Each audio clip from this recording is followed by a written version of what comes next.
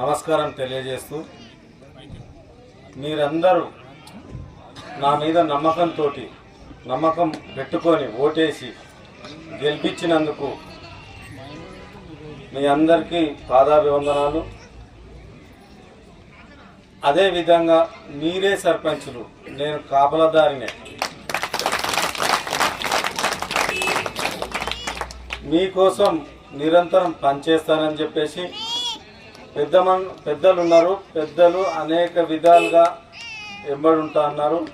దాని పరంగానే అందరు కమిటీలు వేసుకొని గ్రామ అభివృద్ధి కోసం పని చేస్తామని చెప్పేసి, అదేవిధంగా ఒక్క విన్నపం ఒకటంటే పెద్ద మనుషులు అన్నిటికీ తోడ్పడతారు, కానీ మీరు మాత్రం ఒక విషయం చేయాలి. ఎందుకంటే మేనిఫెస్టో పెట్టిన అన్ని పెద్దల ద్వారా, సలహాల ద్వారా, యూత్ ద్వారా అందరు సలహాలు తీసుకొని గ్రామాభివృద్ధి చేస్తాం. కానీ ఒక్కటి మాత్రం మీ ఆమెతోటే ఉంది. ఎందుకంటే పెద్దవాళ్ళు పని చేస్తారు, సాయంత్రం పూట ఇంత మందు తాగుతారు, పండుకుంటారు, దానికి ఇబ్బంది లేదు.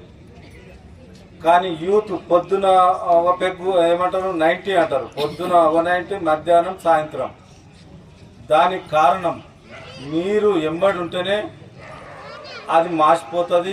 ఆ యువత అనేది పని చేయకుండా ఉన్నారు కాబట్టి వాళ్ళను మందు బంద్ చేయడానికి మీ సాయమే కావాలి. మీరే ముందరుండాలి. మీరే ఎవరు తాగినా మధ్యాహ్నం తిట్టండి, తాపించిన వాళ్ళు తిట్టండి ముందు. ఎందుకంటే పని చేస్తలేరు పాపం. తల్లులు గంట ఫుడ్స్లో పని చేసుకొని ఇంటిని నడుపుతున్నారు ఆడళ్ళు. కొంతమంది యూత్ మందు తాగి ఊరును చుట్టూ దిగుతున్నారు. కానీ వాళ్ళు మారడానికి మీరే కారణం. మనం అందరం కలిసి వాళ్ళను మందు తాగకుండా మీరందరూ ముందుంటారని చెప్పేసి, మీరు ఆ విషయంలో తోడుండాలని చెప్పేసి, మీరు ఆ విషయానికి తోడ్పడతారని చెప్పేసి మీ కాళ్ళు మొక్కుతున్నా. దయచేసి మీరందరూ సహకరించాలి. ఎందుకంటే అదొకటే మన ఊరు మంచిగా కావాలంటే అదొకటే కారణం. ఎందుకంటే మేనిఫెస్టోలో పెట్టినాయన్ని మెరుగుపరుస్తాం. ఇంకోటి ఏంటంటే మన ఊరిలో 3 నెలల లోపు 4 పడకల గది హాస్పిటల్, డాక్టర్లు సాయంత్రం వరకు 2 ఉండేటట్టు ఏర్పాటు చేస్తాం. 3 నెలల టైమే అది కాబట్టి అది ఏర్పాటు చేస్తాం. దానికి ఇబ్బంది లేదు. మేనిఫెస్టో ఇంకోటి పూర్తి చేస్తాం. దయచేసి మీరు ఈ 90 బ్యాచ్ని అదుపు చేయడానికి మీరందరూ సహకరించాలని కోరుకుంటూ ముగిస్తున్నాం. ఒక మనిషి దేశం కోసం పనిచేయాలంటే అసలు మొదట్లో నిర్ణయం చేసుకోవాలి, త్యాగం. దానికోసం తపస్సు చేయాలి.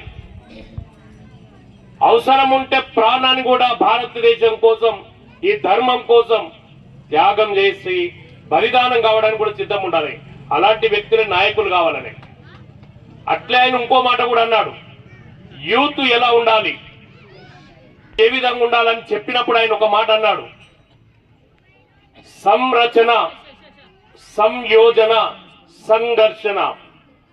ఒక పని చేసినప్పుడు ఇంతకుముందు మీరు అనుకున్నారు, ఏదైనా ఒక పని చేయాలంటే దానికి ఒక రచన చేయాలి, ఒక వ్యూహం. ఆ రచన ఎలా ఉండాలంటే డెవలప్మెంట్ ఎలా ఉండాలి, దానికి యోజన ఎట్లా చేయాలి, ఎంత సంఖ్య ఉండాలి, ఎలాంటి ప్రతి వ్యూహాలు చేసుకోవాలి. సంఘర్షణ ధర్నా రూపంలో చేసుకోవాలా, లేకపోతే ఏ విధంగా గవర్నమెంట్ మెడల్ వంచాలి, ఎలాంటి మెడల్ వంచే పద్ధతి ఏ రూపంలో ఉండాలనేది వారు చెప్పారు. ఈ 3 ఆయన యొక్క విజయానికి వాజ్పేయి గారు ఇలా 100 సంవత్సరాలై 101 ఇలా 1వ సంవత్సరం. ఆయన దేశంలో అన్ని అనుసంధానం చేశాడు. నీటిని అనుసంధానం చేశాడు, రోడ్లను అనుసంధానం చేశాడు, ఫ్లైట్స్ అనుసంధానం చేశాడు, ట్రైన్లను అనుసంధానం చేశాడు, రాష్ట్రాలకు అనుసంధానం చేశాడు. ఆ రోజుల్లో నడిచిపోవాలంటే కొన్ని గంటల టైం పట్టేది. కానీ ఈ రోజుల్లో 5 గంటలు 6 గంటలు ఎక్కడ పోవాలన్నా మెయిన్ సీట్లకు వెళ్ళాలని తగ్గిపోయింది. ఇవాళ ప్రతిరోజు హైవేలు, ప్రతిరోజు 500 కిలోమీటర్ల రోజు పెద్ద పెద్ద రోడ్లు జరుగుతున్నాయి దేశంలో. నితిన్ గడ్కరీ గారు ఈ రోడ్లకు సంబంధించినటువంటి మంత్రి. ఆయన దగ్గరికి పోతే రోడ్లో డూప్లికేట్ ఉంటే తీసుకోడు, బిల్లు రాదు. ఫ్లైఓవర్స్, ఏ విధంగా మెట్రో సిటీస్ ఎట్టు ఉండాలి, భారతదేశంలోనే 1,50,00,000 దాటినటువంటి రాష్ట్రం ఏదంటే తెలంగాణలో రాజధాని అయినటువంటి హైదరాబాదు. అంత పెద్దది. ఇవాళ 343 కిలోమీటర్ల ఔటర్ రింగ్ రోడ్ ఉంది. తర్వాత 1000 కిలోమీటర్ల దగ్గరకు వస్తుంది 4 ORR. తర్వాత ట్రిపుల్ ఆర్ లోపల ఏముండాలి, ORR లోపల ఏముండాలి, మన యొక్క ప్రజలు ఏ విధంగా ఉండాలి. ఇప్పుడు మనం ఎక్కడున్నాం? ORR కు బయట, RRR కు లోపల. ఇప్పటిదాకా అందరు చెప్పారు, అందరు చెప్తున్న మాట వాస్తవమే. కానీ ఇక్కడ ఏం డెవలప్మెంట్ చేయాలి? నందివనపర్తిలో ఇక్కడున్న యువతకు ఏమి మార్గదర్శనం చేయాలి? ఇక్కడ ఉన్నటువంటి మహిళలకు ఎలాంటి ఉపాధి కల్పించాలి? మన దగ్గర ఉన్న వనరులు ఏంటివి? మనం చేయవలసినటువంటి పద్ధతులు ఏంటివి? మనం ఏం వాగ్దానాలు చేయబోతున్నాం? ఏదైనా సరే ABCD ఆల్ఫాబెట్స్ అన్న చదవాలి, ఆలను చదవాలి. అవి చదివితేనే కదా మనకు చదువు వచ్చేది. ఇక్కడ కూడా ఏ పని చేయాలన్నా ఆ పనిని నేర్చుకోవాలంటే దానికి శిక్షణ కావాలి. శిక్షణ కావాలంటే దానికి వసతులు కావాలి.